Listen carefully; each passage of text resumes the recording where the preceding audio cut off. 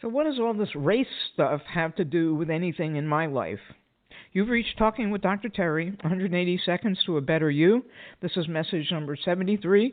It goes out to Harold, and I'm Dr. Terry Wurzbacher. How I approach this race and training is equivalent to how you can approach any project.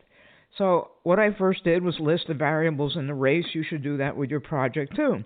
Then I look at my preparation for last year's race. What did I do differently, both in training and then later in the race, as well as what went well and what didn't go so well.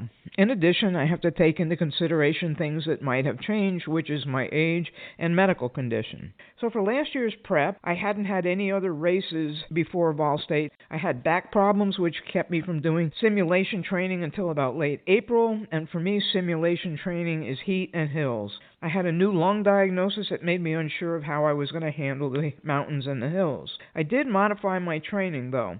I concentrated on a 2-mile stretch of hills, which is a funny story in and of itself, and I'm surprised I'm not in jail. But I did notice some difficulty, which was important for what happened during the race. I trained with much more pack weight than I intended on carrying. That was to get me used to it and build up my endurance. In late May and June, I had 2 to 3 stretches where I would do 4 long walks back to back to simulate as best as possible walking, resting, and getting back out there then. It's nowhere near what I had to do during the race, but it was the best I could do for training.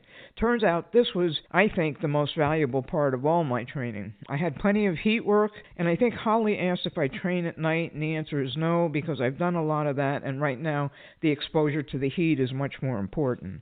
At the race, there were changes in my plan, too.